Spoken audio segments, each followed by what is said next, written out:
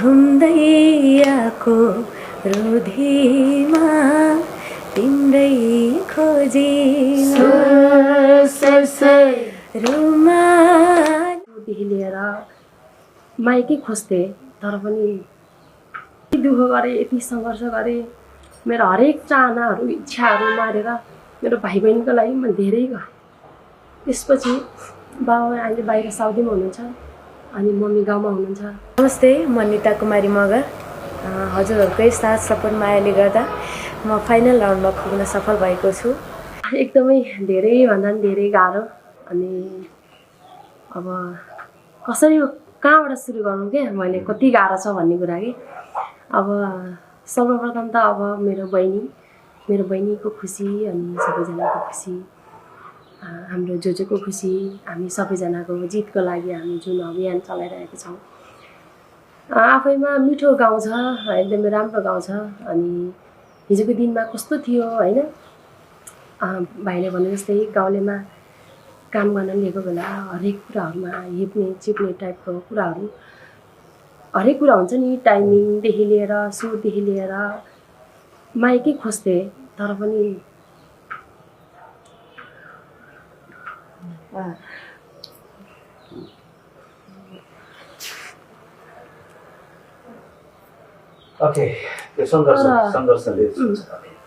तर जहिले म आफ्नो बहिनीलाई छोपेर हरेक कमजोरीहरूलाई छोपेर जहिले म बहिनीको पक्ष लिएर सबैसँग नराम्रो भएर मेरो बहिनीको उस भए पनि मैले बहिनीको लागि एकदमै छेकेर सधैँ मैले छोपेर हिँड्थेँ कि त्यो स्थानको मान्छे आज यति ठुलो रियालिटी सोमा बहिनीले यति राम्रो गरिरहेको छ। अनि जोजोको साथ सपोर्ट पाउँदाखेरि मलाई धेरैभन्दा धेरै खुसी छु। मिठो गाउनुहुन्छ नि होइन? हजुर। तपाईँले आफ्नो बाटोलाई क्रस गरेर हजुर बहिनीलाई सपोर्ट गरिरहनु भएको छ नि। तपाईँको सपना बहिनीले पुरा गर्दैछ अथवा बहिनीको अनुहारमा आफ्नो सपना पनि देख्नुहुन्छ कि? कति जति असङ्ख्य ताराहरू छन् नि त्यति नै देख्छु मैले मेरो भाइ बहिनीको लागि। यति दुःख गरेँ, यति सङ्घर्ष गरेँ, मेरो हरेक चाहनाहरू इच्छाहरू मारेर मेरो भाइ बहिनीको लागि म धेरै गरेँ। त्यसपछि बाबा अहिले बाहिर साउदीमा हुनुहुन्छ अनि मम्मी गाउँमा हुनुहुन्छ। आफ्नो अवस्था जस्तो छ त्यसैमा रमाएर गुज्राएर हिँडेको हाम्रो परिवार। अनि बाबा मम्मी आज यो स्थानमा यो समयमा आउँदाखेरि आफ्नो छोरीको लागि मम्मीले सबैलाई हात जोडेर मेरो छोरीलाई भोट गरिदिनु भन्नुभएको छ मम्मीले। अनि बाबाले पनि ड्युटीमा हुँदा पनि ड्युटीमा हुनुहुन्छ तर पनि लुकेर दर्शकहरूलाई मेरो छोरीलाई जिताइदिनु भनेर लुकेर भिडियो बनाउनु भएको छ कि मेरो बाबाले। अनि एकदम त्यो कुराहरू एकदमै हताश हुन्छ। र जति पनि अहिलेसम्म धेरैभन्दा धेरै माया गरिदिनु भएको छ मेरो बहिनीलाई। र मेरो कामहरू हरेक कामहरू थाती राखेको छु। मेरो फ्यामिली सबै कामहरूलाई थाती राखेर मेरो बहिनीको लागि के कसरी हुन्छ, कसरी जाँदा राम्रो हुन्छ भन्ने कुरालाई मात्रै छ।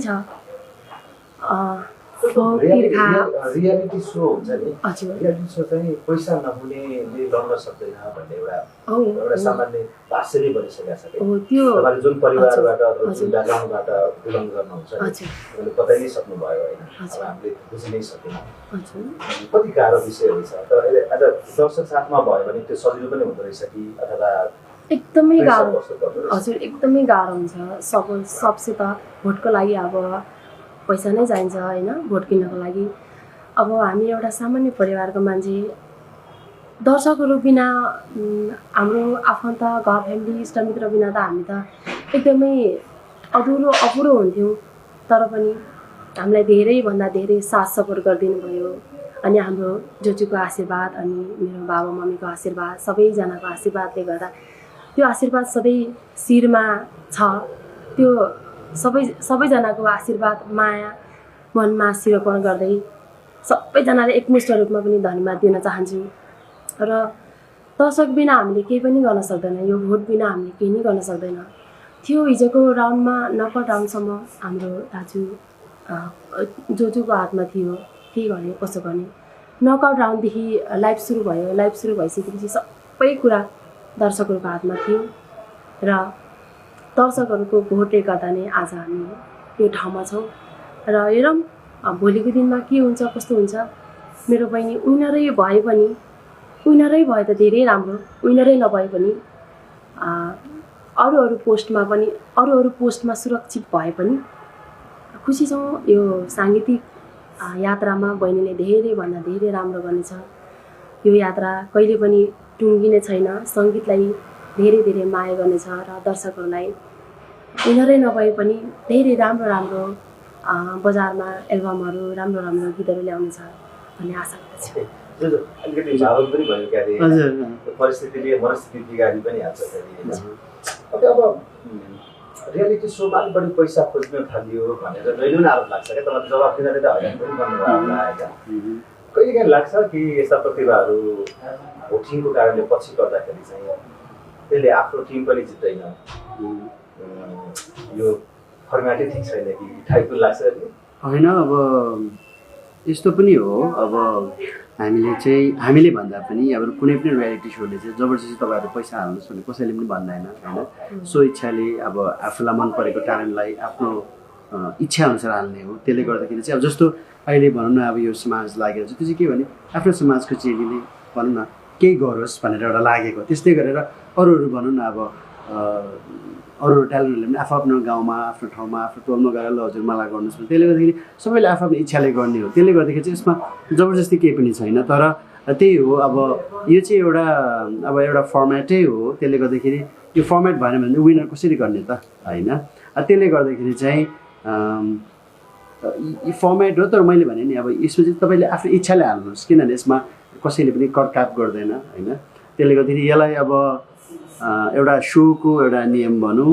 त्यसले गर्दाखेरि यो चाहिँ अब त्यस्तो हो। तर अझ यसको लागि प्रश्न चाहिँ मैले भन्दा पनि हाम्रो भनौँ न जुन यो भोइस अफ नेपालको भनौँ न सञ्चालकज्यूहरू हुनुहुन्छ, उहाँहरूले दिन सक्नुहुन्छ है। त्यसले गर्दाखेरि चाहिँ मैले उहाँहरूलाई सुरुमा पनि के भन्छु भने, हेर नानी हो, तिमीहरूको आफ्नो ट्यालेन्टले गर्दाखेरि अब बज त हामी कहिले मैले मात्र गर्छ, कहिले चारैजनाले गर्छ, तर छान्ने त ट्यालेन्टहरूको इच्छा हो नि त। उहाँहरूले जो ट्यालेन्टले मलाई छानेर आउनु हो, मैले फर्स्टमा मेरो ब्रिफिङ के हुन्छ, ओके तपाईँहरूलाई भोलि गएर तपाईँहरू फाइनलिस्ट हुनुभयो अथवा तपाईँहरू भोटिङ राउन्डमा पुग्नुभयो भने घरमा अथवा कसैलाई करकाप गरेर कहिले पनि भोट नमाग्नुहोस्।